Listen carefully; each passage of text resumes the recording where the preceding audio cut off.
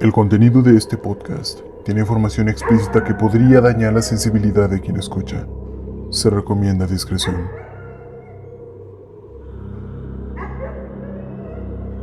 Sean bienvenidos a Rigor Mortis. Hola, sean bienvenidos y bienvenidas a otro domingo de Rigor más. No me voy a enrollar, sé que estaban esperando este episodio. En el episodio anterior ya vimos toda la infancia y juventud de este hombre, el atroz asesinato de sus abuelos y el rencor que cada vez crece más y más dentro de él. Desgraciadamente, su abuela y su abuelo no fue la única sangre que él derramó. Así que los dejo con el episodio número 7, aquí en Rigor Mortis.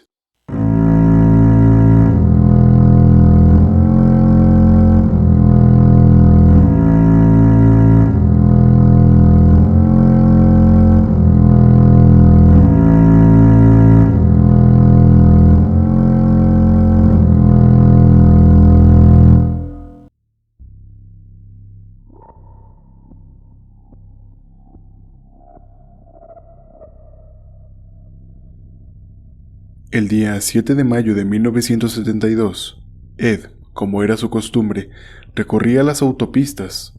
Estaba recorriendo la carretera de San Francisco, tratando de buscar a la chica adecuada.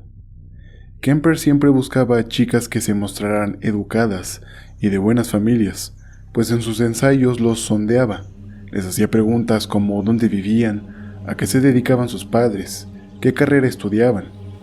Todo esto para tratar de encontrar a la víctima ideal, pues aunque era muchísimo más fácil que una de las incontables hippies quisiera subirse con él, a él le daban asco y no quería consumar sus fantasías con una sucia hippie.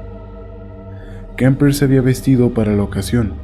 Usaba una camisa marrón a cuadros, unos pantalones de mezclilla negros y una chaqueta de ante color marrón.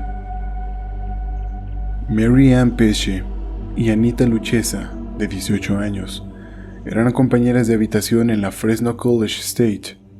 Estaban pidiendo un aventón para ir a visitar a una amiga en la Universidad de Stanford. A las 4 p.m., un amable automovilista se orilló. Era un auto Ford Galaxy, amarillo con negro. Abrieron la puerta del asiento trasero y abordaron, sin saber que esa sería la peor decisión que pudieron haber tomado, pues el conductor de ese Ford Galaxy era Edmund Kemper. Una vez a bordo, Ed se mostraba agradable e inofensivo, como lo había hecho en sus ensayos. Además, se percató de que ninguna de las chicas conocía el rumbo, por lo que no viajó rumbo a la Universidad de Stanford. Se desvió hacia una carretera rumbo al este y entró a una carretera comarcal. Ante esto, las chicas se asustaron y una de ellas le preguntó ¿qué es lo que quiere? Ante esto, Ed tranquilamente sacó una pistola Browning de 9 milímetros que le había prestado uno de sus compañeros de trabajo. La alzó para que ellas la vieran y con tranquilidad contestó: «Ya saben lo que quiero». Anita entró en pánico y quedó congelada. No hablaba y casi se había fusionado con el asiento del auto. En cambio, Mary Ann trataba de razonar con Kemper, tratando de hacerlo entrar en razón y que las pudiera ver como personas y no como víctimas.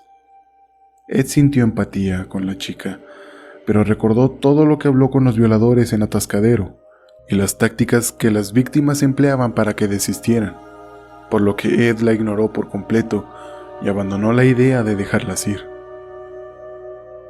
En cambio, se orilló y les dijo que a una de ellas la encerraría en la cajuela y a la otra la dejaría en el asiento trasero y que volvería con ambas a su departamento.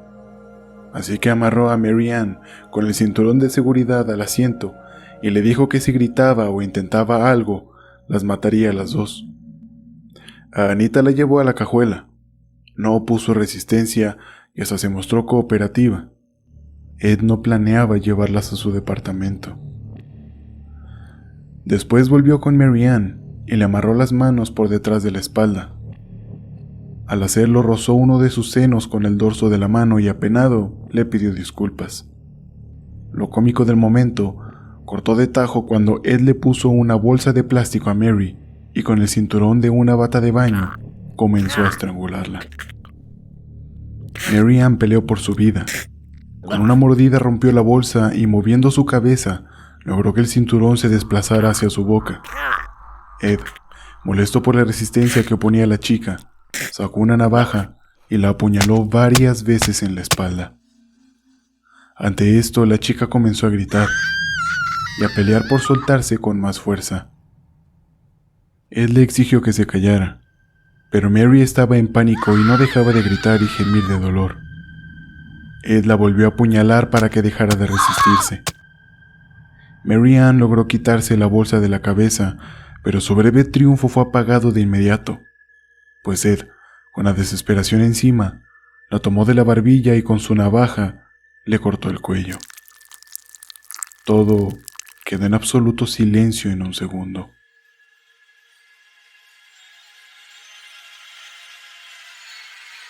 Todo esto sucedió a centímetros de Anita, quien estaba en la cajuela escuchando todo, pero estaba completamente callada.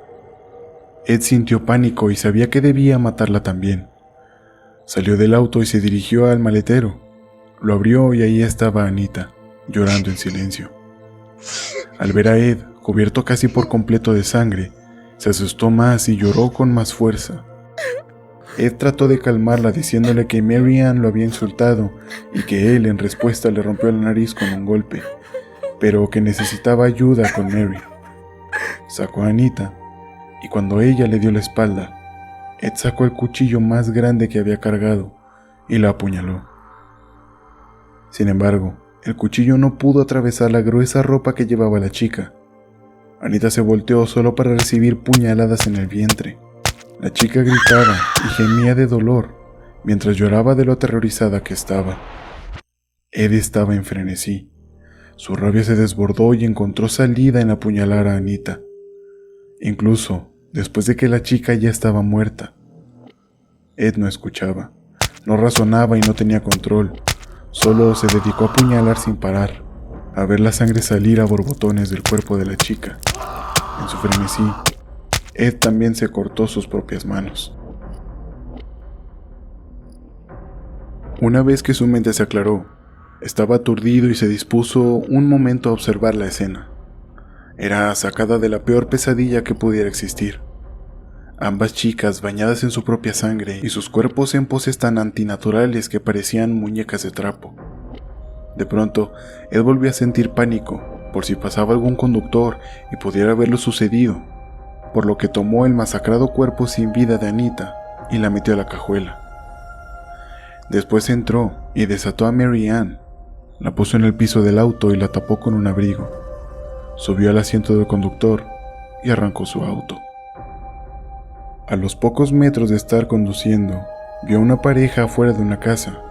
Supuso que eran los dueños de la misma y entonces recordó que cuando estaba apuñalando a Anita, a lo lejos escuchó unas voces.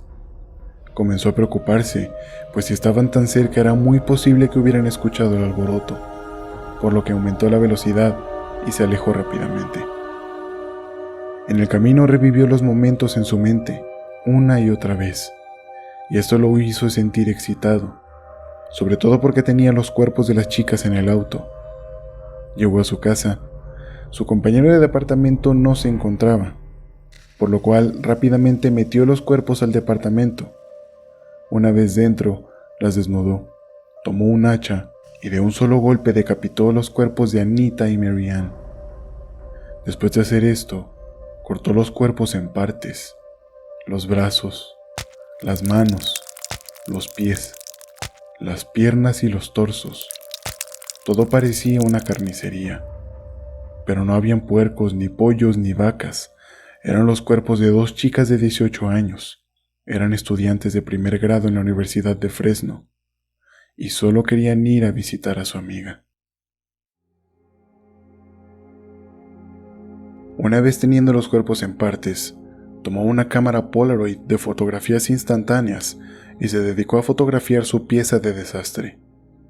Hurgó después en los bolsos de las chicas. Se quedó con el poco dinero que tenían entre las dos, $8.28. Encontró también las identificaciones de la universidad donde estudiaban. Quemó las identificaciones. Después de fotografiar los cuerpos desmembrados, los metió a 2 bolsas negras y las subió a su auto de nuevo. Condujo hacia un lugar de terracería y ahí cavó un hoyo. Depositó las bolsas y tapó él mismo tratando de que no pareciera que alguien estuvo ahí. Ed se había deshecho de toda evidencia, las identificaciones y objetos personales de las chicas. Desmembró sus cuerpos y los enterró en bolsas en un paraje remoto. Y además no habían testigos que lo hubieran visto con ellas. Se había deshecho de todo excepto de sus cabezas. Por varios días, Kemper tuvo los rostros podridos de Mary Ann y Anita en su habitación, mirándolo todas las noches dormir y dándole los buenos días con ese último rictus de pánico que quedaba marcado en su rostro. Después de algunos días, el olor comenzó a invadir el departamento. Ed sabía que si encontraban las bolsas con los cuerpos descuartizados, nadie podría identificarlos, debido a que no podían realizarles un examen de registro dental, pues no enterró las cabezas y había quemado sus uniformes y documentos. Las había desaparecido de una manera efectiva. Sin embargo, el olor de la muerte era un problema. No quería deshacerse de las cabezas porque representaban mucho para él. Representaban la materialización de su más grande deseo, el asesinato. Pero tuvo que deshacerse de ellas, así que se las llevó a lo alto de un monte y lanzó las cabezas de Mary Ann Pesce y Anita Luchesa por un barranco.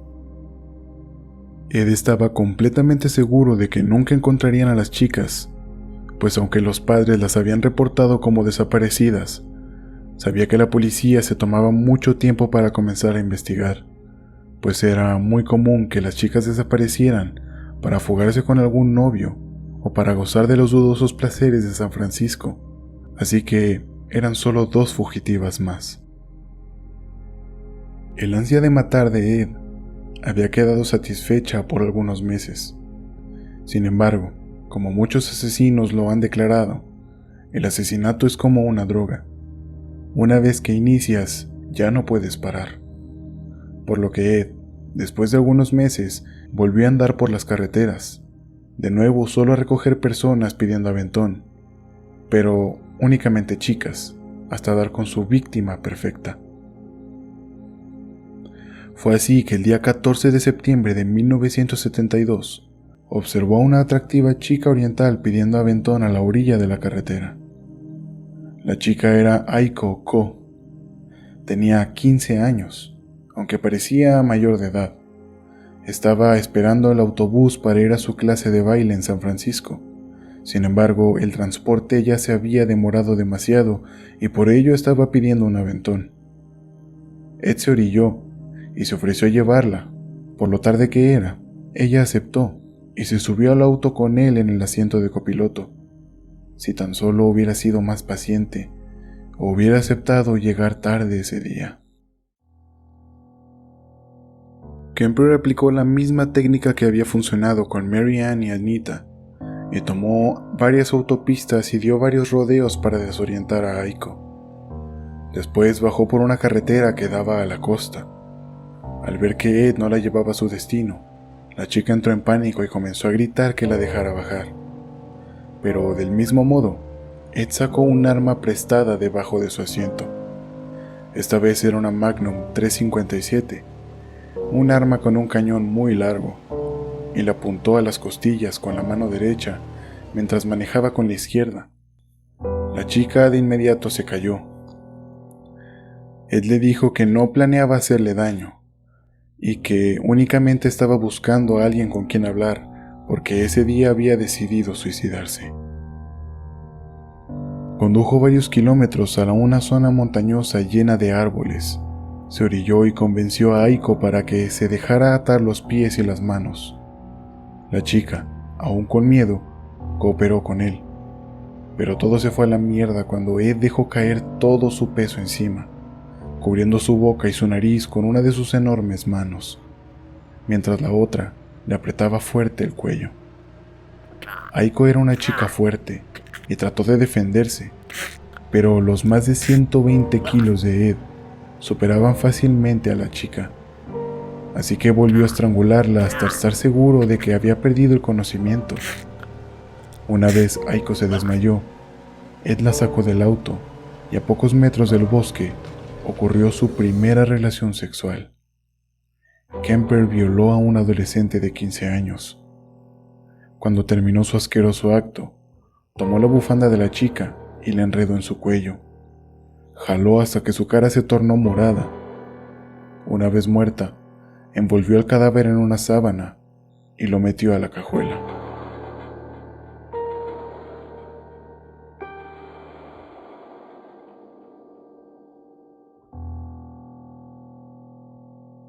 Después condujo hacia un bar para tomarse unas cervezas, mientras el cuerpo de Aiko estaba en la cajuela. Visitó después a su madre, según él porque estaba de paso. Aprovechó la vuelta por la costa para ir con ella, pero lo que en realidad buscaba era si algo se le notaba en su actitud.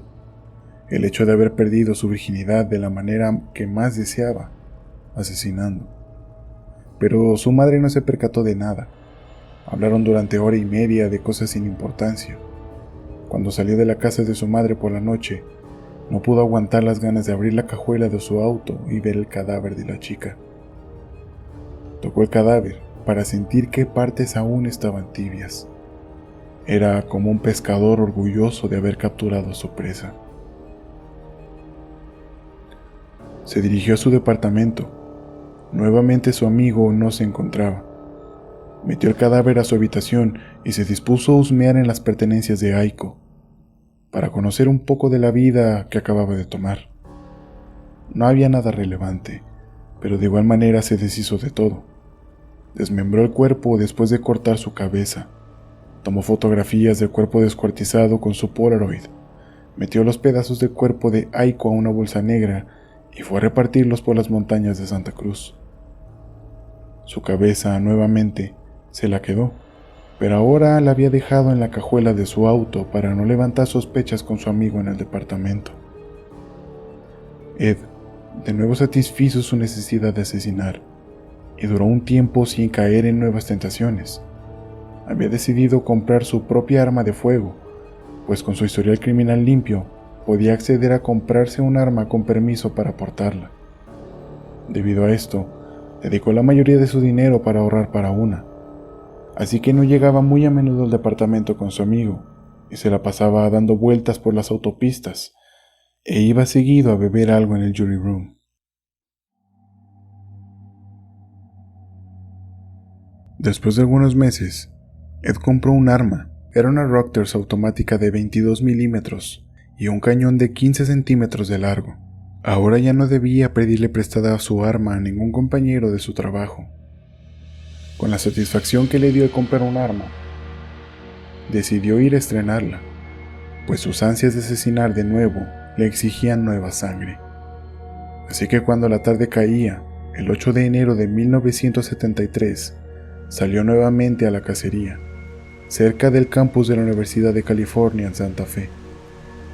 Era una noche lluviosa y conseguir a su víctima no sería una tarea difícil, ya que como estaba lloviendo, lo que la gente buscaba era que cualquier persona se detuviera para poder llegar a sus destinos lo más secos posibles. Ed dio varias vueltas al campus y estuvo a punto de subir a varias chicas, pero las dejó pasar porque había mucha gente que podía ver cómo se subían en su auto. Como no encontraba a la víctima ideal, se disponía a retirarse e intentarlo al siguiente día, pero cuando iba bajando por la avenida, pudo ver a una chica rubia y bajita que le hacía la seña con el dedo para pedir aventón. Ed se detuvo y le abrió la puerta del copiloto. En cuanto la chica entró al auto y le estaba agradeciendo por detenerse, Kemper no pudo evitarlo, y de inmediato sacó su arma nueva y la apuntó. La chica quería abrir la puerta para escapar, pero el seguro no podía retirarse. Ed le contó el mismo cuento que a Aiko. Le dijo que quería suicidarse y buscaba a alguien con quien hablar. Ella se llamaba Cynthia Skull. Había salido de trabajar y se dirigía a Cabrillo Community College, en Santa Cruz, donde ella estudiaba. Sin embargo, Ed la llevó a otra dirección.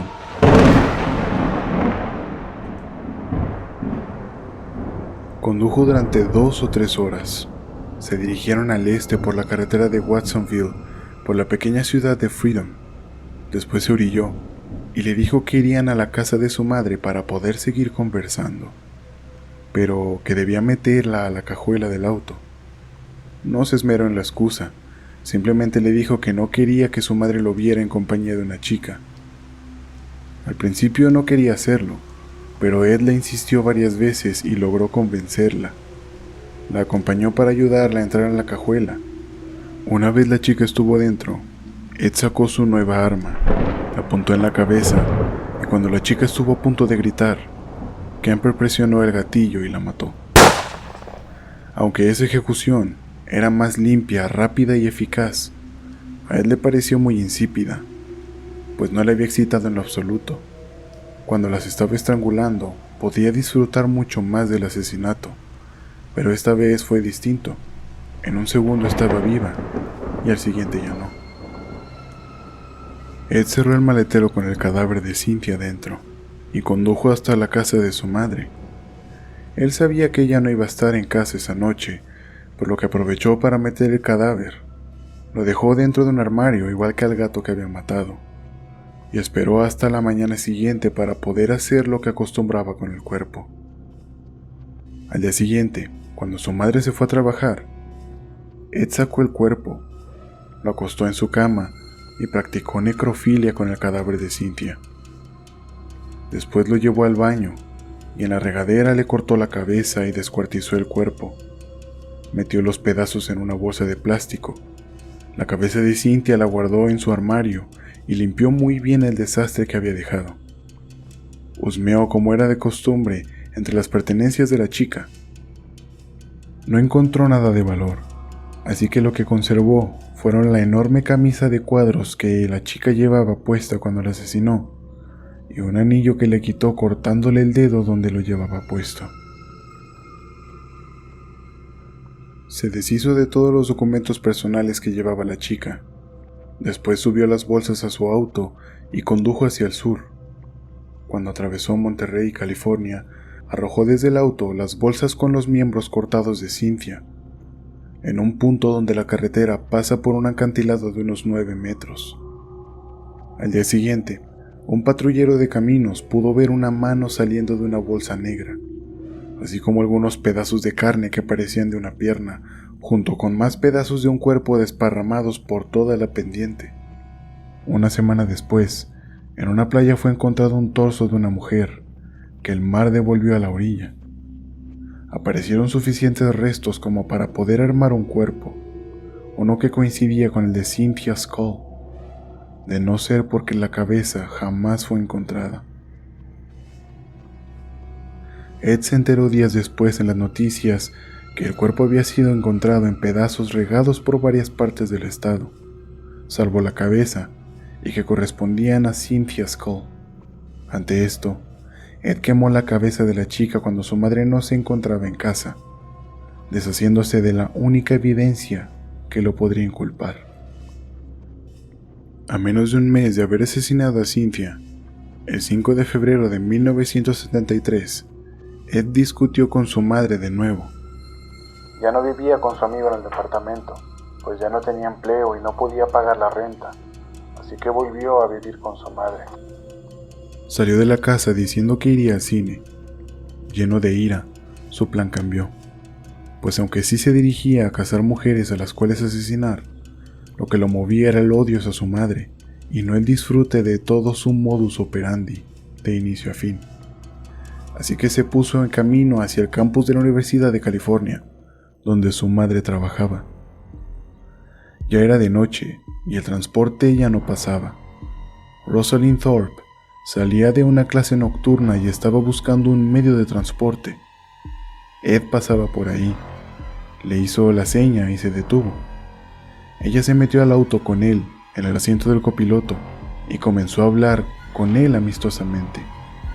Había confundido a Kemper con un estudiante, pues llevaba la tarjeta del estacionamiento del campus en el auto.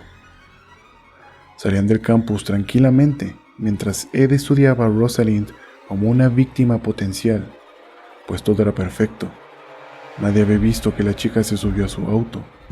El guardia de la entrada no lo había visto entrar, y lo más importante, Rosalind confiaba completamente en él, pues ella creía que era un estudiante más de la universidad. De pronto vieron a una delgada chica oriental pidiendo aventón. Era Alice Liu, de 21 años. Él se detuvo y Alice entró al asiento trasero. Entonces salieron del campus. La carretera hacía curvas desde la salida del campus hacia las colinas y bajando por la ciudad. Ed bajó la velocidad, con la excusa de poder disfrutar de la vista de las luces de la ciudad en el mar, pero lo que estaba haciendo en realidad era buscar su revólver que escondía debajo de sus piernas. Tomó el arma y la levantó. Rosalind estaba viendo por la ventana y cuando iba a voltear con él para decirle algo, Ed disparó su arma, matándola al instante de un tiro en la sien izquierda. Después se volteó hacia Alice, quien estaba acurrucada en el asiento trasero y estaba tratando de esquivar el cañón del revólver. Ed disparó en 2 ocasiones, fallando porque la chica no dejaba de moverse, pero en el tercer tiro logró darle en la sien derecha. De todas maneras, le disparó 2 veces más para asegurarse de haberle dado. El auto iba bajando lentamente la pendiente de la carretera. Ed se volteó para echar encima una manta a Alice, que no se movía, pero seguía gimiendo inconsciente. A Rosalind trató de meterla entre el hueco del tablero y el asiento para que no se viera el cuerpo, pero no pudo hacerlo. Así que le puso una manta encima para cubrirla y aceleró un poco la velocidad. A los minutos, Alice comenzó a gemir mientras escuchaba cómo borboteaba la sangre que le salía de la nariz y la boca. Ed volteó de nuevo y le disparó una vez más en la cabeza. La chica ahora quedó en completo silencio por unos segundos, pero al poco tiempo, como si fuera de ultratumba, volvió a gemir de nuevo. Ed se detuvo a la orilla de la carretera y decidió sacar los cuerpos para meterlos a su cajuela. Luego se detuvo en una gasolinera y entró al baño para limpiar la sangre de su ropa. Siempre usaba ropa oscura cuando salía a asesinar, para disimular un poco las manchas de sangre. Sin embargo, en esa ocasión quedó bastante salpicado. Una vez terminó, condujo a la casa de su madre. Al llegar le dijo que se había quedado dormido en el cine. Entró a la cocina y volvió a salir con la excusa de que iría a comprar cigarros. Cuando salió, se dirigió a la cajuela de su auto, la abrió y decapitó ambos cadáveres con un cuchillo que había tomado de la cocina. Y a pesar de ser entre 10 y 11 de la noche, ningún vecino lo vio. A la mañana siguiente, cuando su madre salió a trabajar, Ed sacó las cabezas, las lavó y les quitó las balas.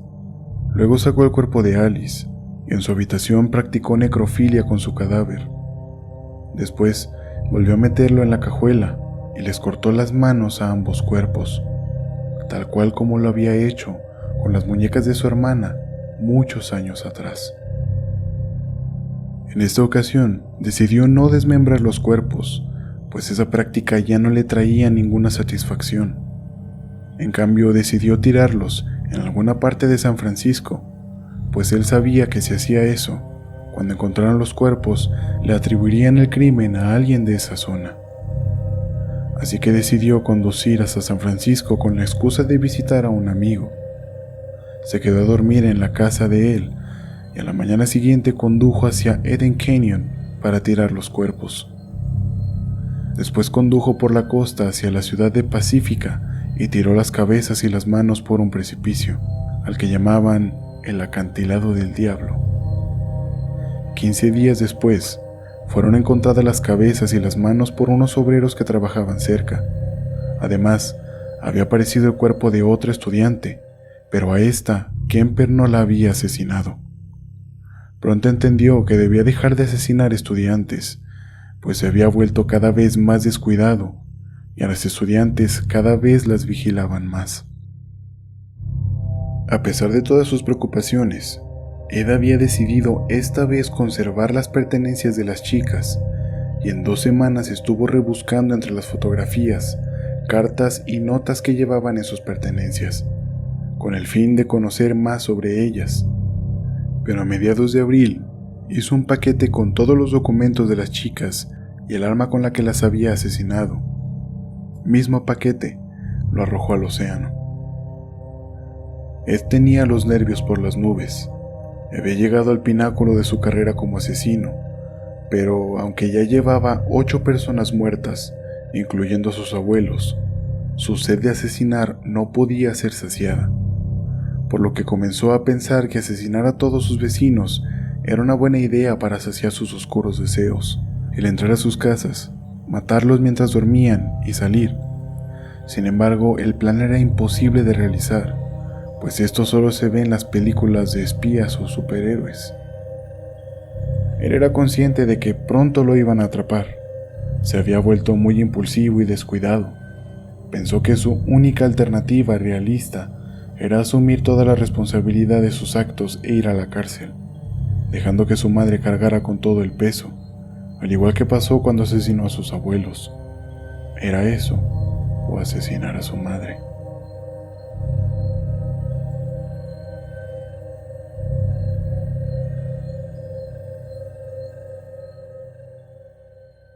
El día 20 de abril de 1973, Ed fue con su amigo con el que compartía el cuarto en el departamento. De ahí se pasó a su trabajo. Estaba de muy mal humor. Cuando regresó a la casa, esperaba encontrarse con su madre, pero ella no estaba.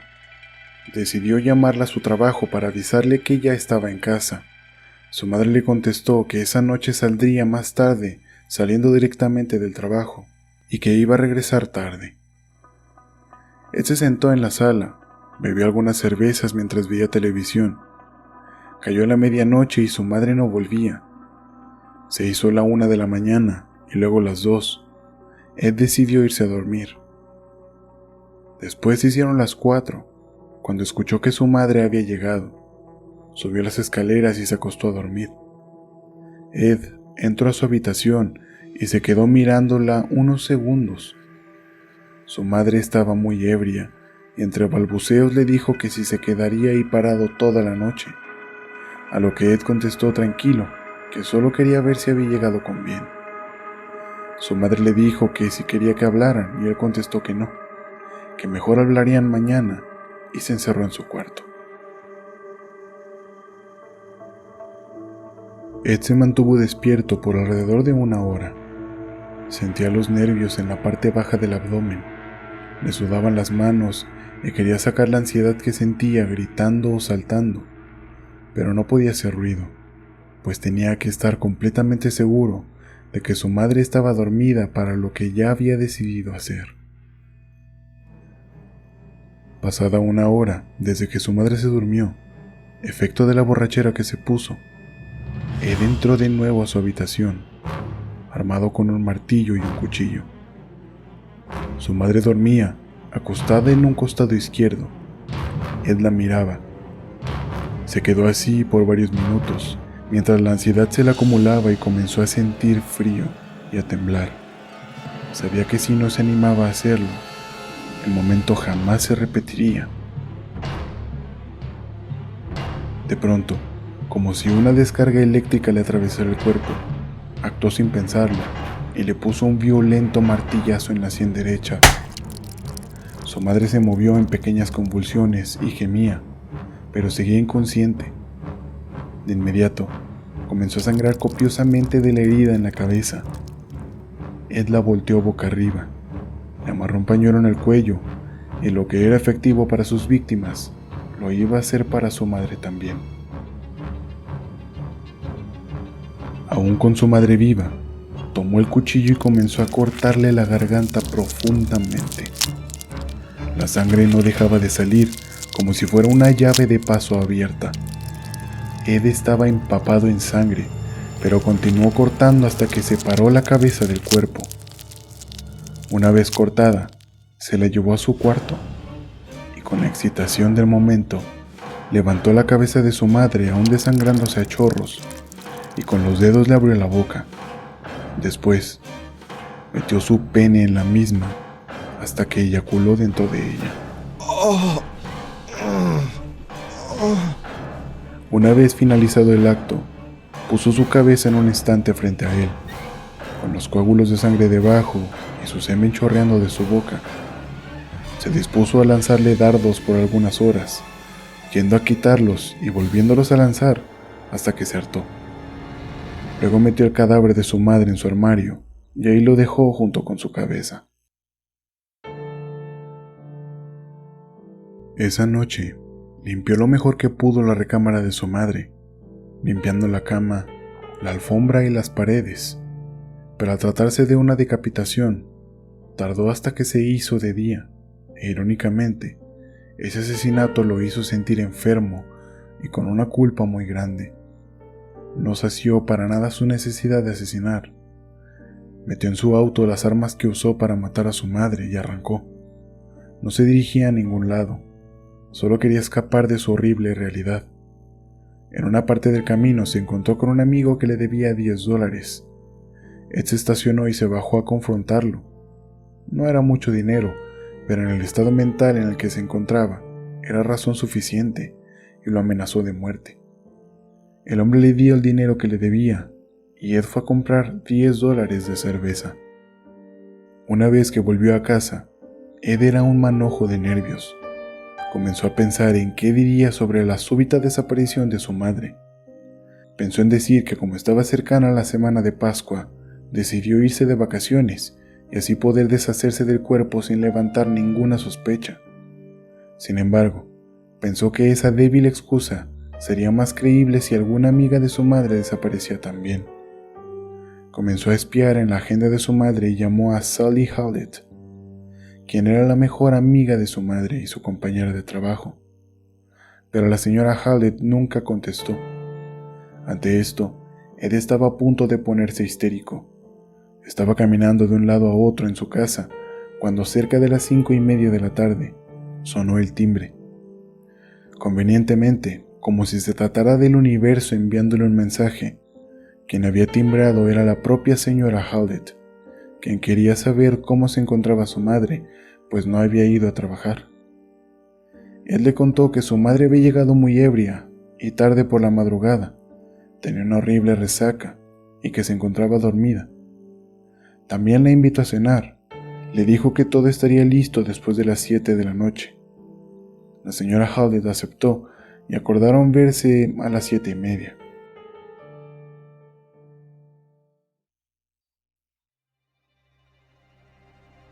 En esas 2 horas, Kemper se dispuso a preparar la casa para recibir a su invitada.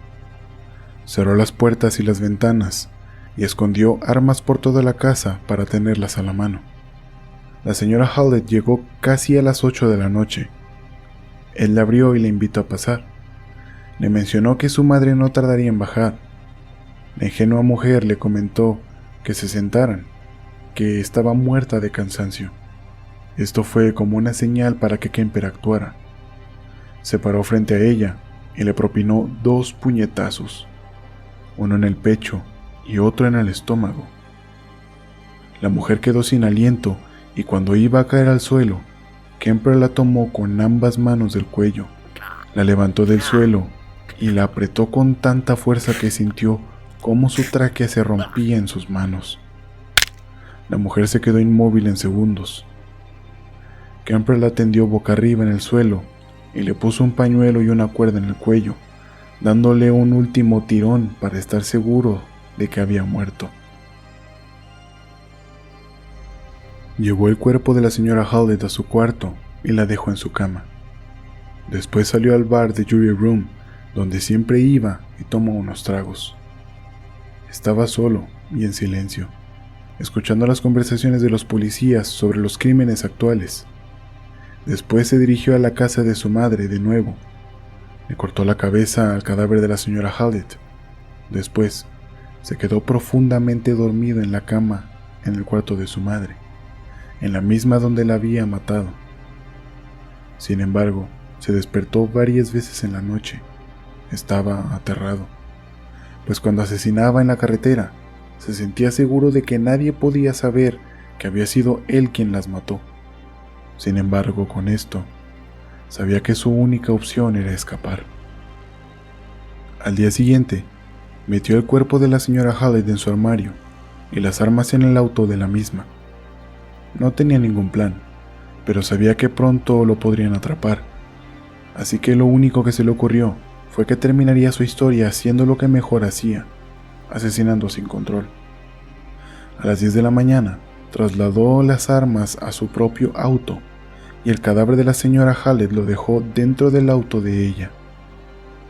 Más tarde llevó el auto de la señora con un mecánico por averías en el sistema eléctrico, sin que el mecánico supiera que el cuerpo de la dueña estaba dentro de la cajuela. Siguió manejando, siempre hasta el este por las montañas rocosas, alimentándose únicamente de sodas y caramelos. Siempre tenía la radio encendida, pendiente de que diera noticias sobre su asesinato, cosa que jamás pasó, pues la policía no tenía ni idea de quién estaba detrás de todo. Continuó así hasta las 11 de la noche, el día 23 de abril. Se detuvo en una cabina telefónica en un pueblo de Colorado. Llamó a la estación de policías de Santa Cruz y cuando le contestaron, él reconoció la voz de Andy Crane, uno de los policías que frecuentaban el bar de Jury Room. Kemper le pidió que lo comunicaran con Charles Skerer, encargado de investigación criminal. Andy le dijo que no se encontraba sino hasta las 9 de la mañana. Sin embargo, Kemper le insistió. Andy, pensando que hablaba con un bromista, comenzó a bromear con él por algunos minutos hasta que Kemper lo identificó como Andy Crane, quien después le dijo que haría lo posible por comunicarlo con Skerer. Más tarde, a la 1 a.m., Kemper volvió a llamar. En esa ocasión le contestó otro policía, quien le dijo que Charles Skerer no se encontraba y solo le colgó. Kemper, desanimado, se sentó en su auto y trató de dormir, pero no podía con la inquietud de que lo estaban siguiendo. Quería sacar sus armas de la cajuela y disparar al aire, pero trató de tranquilizarse. Le aterraba la idea de que lo mataran, pues él sabía que si declaraba sus crímenes, los policías lo matarían, pues sabía lo que en verdad pensaban después de convivir durante años entre ellos en sus recurrentes visitas al Jury Room. Poco a poco la idea de pelearse a disparos con la policía se fue apagando. De pronto, en las noticias se escuchó que la policía estaba muy lejos de atrapar al asesino de las colegialas, pues no tenían ni idea de quién era. Kemper se frustró, pues no solo no estaban detrás de él, sino que ni siquiera sabían quién era, por lo que decidió que si él no les decía quién era, la policía jamás se iba a enterar. Completamente frustrado, manejó de nuevo hacia la casa de su madre y llamó a la policía otra vez. En esta ocasión le contestó el oficial Connor, quien lo tomó de broma hasta que Kemper mencionó que había matado a varias colegialas y en total eran 8 personas a las que había asesinado. De inmediato el oficial envió patrullas a la casa de la madre de Kemper, quien los esperaba sentado en el porche, de la misma manera como cuando asesinó a sus abuelos. Ahí se dio cuenta de que sus ganas de asesinar se habían ido. Su ira en contra de su madre finalmente se había extinguido, siendo esto lo primero que le dijo a los policías cuando lo arrestaron. Ed llevó a los policías a cada una de las locaciones donde había cometido los actos y dejado los restos. Además, habló abiertamente de todos sus crímenes, dando detalles explícitos de todo lo que realizó y la manera en la que lo hizo. Los oficiales y detectives estaban incrédulos, pues ninguno se había enfrentado a algo así en toda su vida. Un asesino serial entregándose sin oponer resistencia y dando todos los detalles de sus crímenes para inculparlo. Les había ahorrado muchas horas de investigación y papeleo. Básicamente, lo que Ed Kemper buscaba era atención y fama, sino como un miembro respetable de la comunidad, como uno de los asesinos más sádicos que existen. Su juicio se llevó a cabo en el mismo año de 1973. Él pidió que lo condenaran a muerte. Sin embargo, esa ley estaba abolida en el estado de California desde 1972. Ed pidió que lo sometieran a lobotomías o a terapias de electrochoques, pues argumentaba que estaba loco. Sin embargo, el doctor Joel Ford lo confrontó, diciendo que el diagnóstico que en un principio se le realizó en el hospital psiquiátrico de Atascadero era erróneo. Ed Kemper no era un esquizofrénico paranoide, sino que estaba obsesionado con el sexo y la violencia. Agregó además que lo que le hacía falta a Kemper era atención, y por eso decidió entregarse a la policía, como una muestra de sentirse orgulloso, pues si nunca se entregaba, jamás lo atraparían. En el mismo juicio y en un acto patético, Ed decidió que era buena idea cortarse las venas mientras el juicio se llevaba a cabo. Pero con un bolígrafo, obvio los oficiales presentes lo detuvieron. Esto quedó registrado como una muestra más de querer llamar la atención. Pero Kemper estaba empeñado en demostrar su locura, probablemente porque le aterraba ir a prisión, pues solo era capaz de asesinar a personas más débiles que él. Una de sus hermanas estuvo en las 3 audiencias que se llevaron a cabo. Su médico en Atascadero también, pero nadie pudo probar que podría ser inimputable por locura. La corte deliberó en tan solo 5 horas y declararon a Edmund Emil Kemper III culpable de los 8 cargos de asesinato en primer grado, dándole una condena de 8 cadenas perpetuas sin posibilidad de libertad condicional. Dado que la condena por asesinar a sus abuelos ya la había pagado y ese delito fue borrado de su historial, pagó solo por las muertes de las chicas que recogen las autopistas, la de su madre y la de la señora Hallett. Ed recibió la sentencia sin expresar ninguna sorpresa, casi como si ya supiera lo que iba a suceder. Lo llevaron al centro médico de Vacaville para tenerlo en observación, pero su estancia fue muy breve, pues al no encontrar anomalías en su cerebro y comprobar que todo lo que hizo fue completamente bien elaborado, no tenía sentido el tratar de rehabilitarlo, por lo que fue llevado a la prisión de máxima seguridad en Folsom, California, donde pasaría el resto de su vida. La vida de Ed en prisión al principio fue dura, pues era un ambiente nuevo al cual debía acoplarse. En un principio todos se mostraron hostiles con él, y de hecho en 2 ocasiones intentó suicidarse. Al fallar en sus intentos, decidió comportarse tal cual lo había hecho en su estancia en Atascadero, aunque esta vez no tenía un médico al cual convencer de estar sano, sino que fue el centro de atención para algunos agentes del FBI que investigaban algunos asesinos seriales. Como Ed era un entusiasta al hablar de sus crímenes, le pidieron ayuda, y él aceptó con todo gusto. Además de todo esto, Ed colaboró con las extensas entrevistas con psicólogos y psiquiatras, pues era muy extraño que un asesino serial quisiera hablar a detalle de todos los crímenes que cometió. Sus sangrientas y pesadillescas hazañas fueron bien descritas en 7 libros, donde ayudó a sus escritores a darles todos los detalles que necesitaran. A cambio, claro, que todos leyeran sobre Ed Kemper, el asesino de colegialas, y con esto escribir su legado de muerte. Además de todo esto, su experiencia como consultor, entre comillas, de los agentes del FBI, dieron como resultado algunos de los episodios de la serie Mindhunter.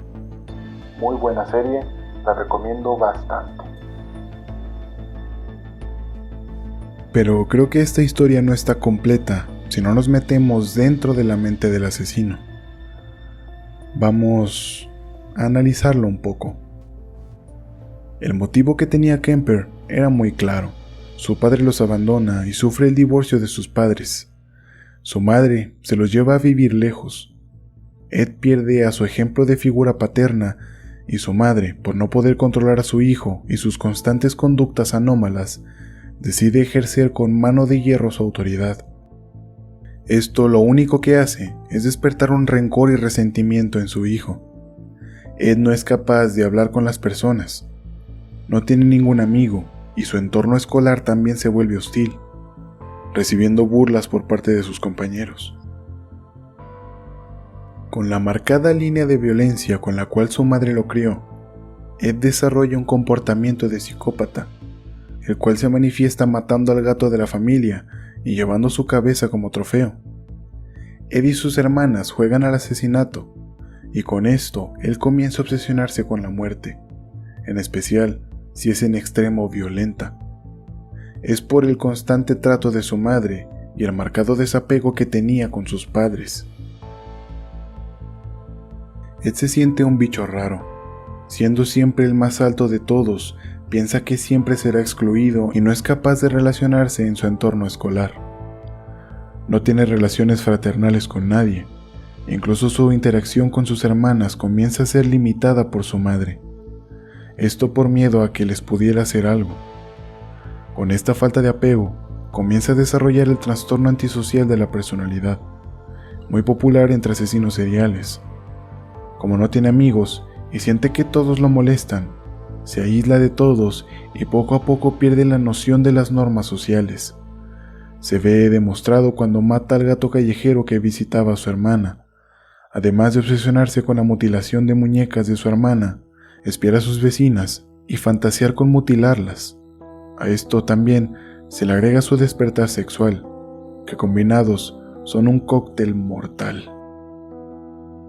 Después mata a sus abuelos, siendo la muerte más cruel la de la abuela, a quien asesina en un frenesí de ira.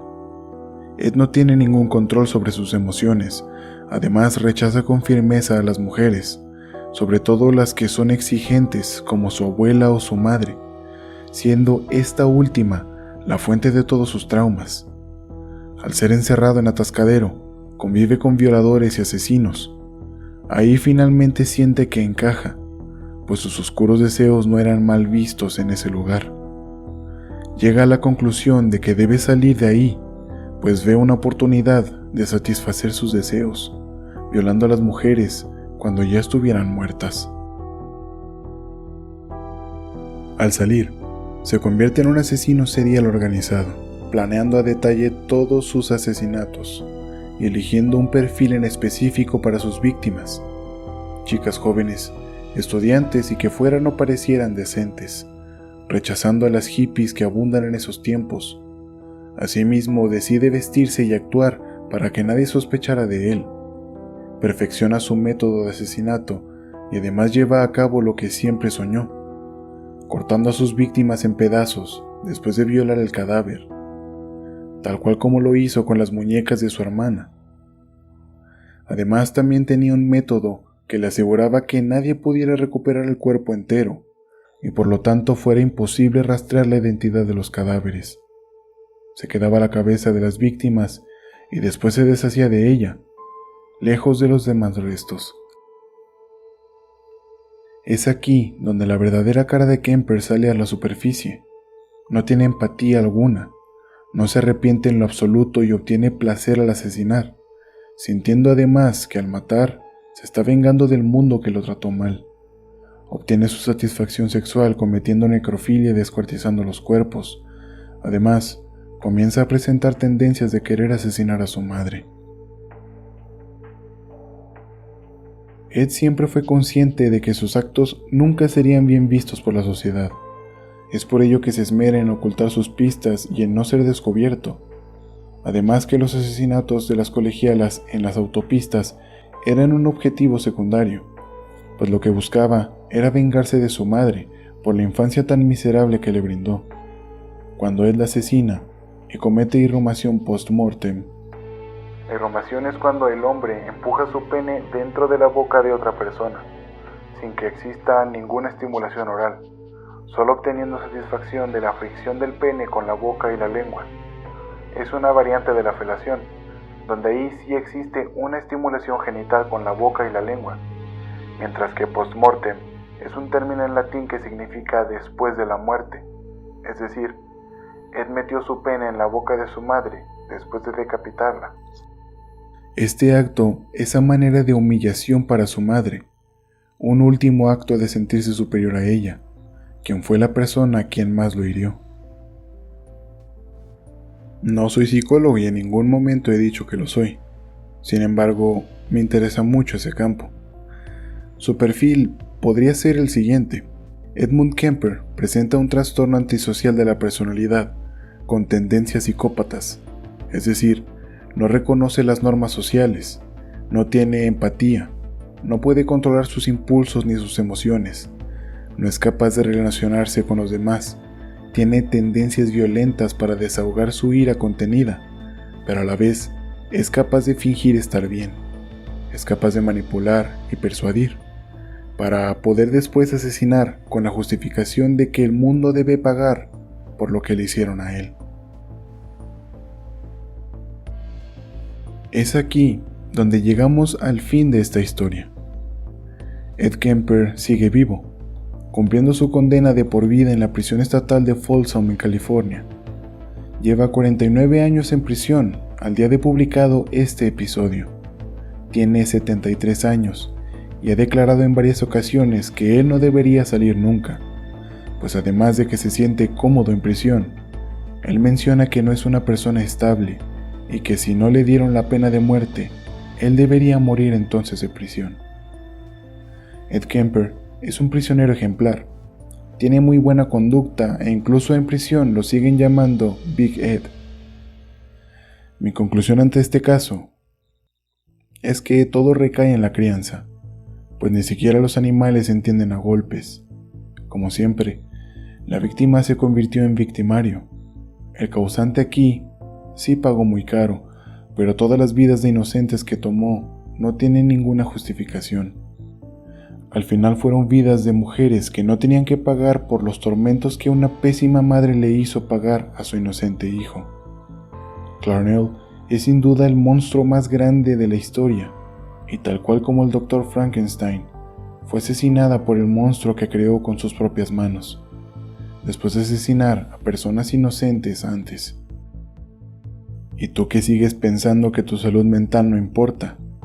Que es más fácil tapar el sol con un dedo, que le temes a tus propios demonios y vas por la vida fingiendo ser alguien que no eres, o bien, tomaste el lugar de alguien que ya no existe.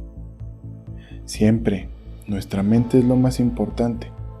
Procuremos estar bien y sentirnos bien con ella, pues esa sensación no se encuentra con nadie ni con nada externo. Si el episodio les gustó, recuerden calificarlo en la plataforma donde lo estén escuchando. Me interesa mucho saber su opinión de los episodios y también del programa. Compártanlo con sus conocidos, suscríbanse o sigan el podcast en redes sociales. Todo esto me ayuda a estar motivado y a mejorar el programa.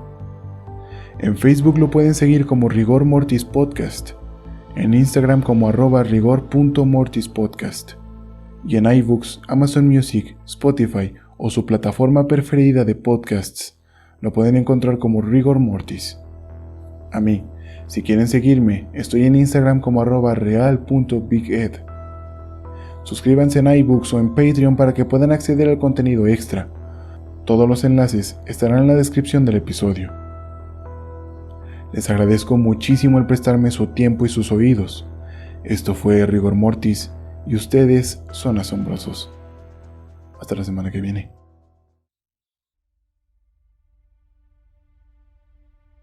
En el próximo episodio de Rigor Mortis. Ya conocimos uno de los más grandes monstruos que pueden ser creados a partir de una pésima crianza. Sin embargo, aquí, en mi México mágico, también existe un personaje, un asesino serial, que al igual que Ed Kemper, fue criado a través de una mano de hierro absurda.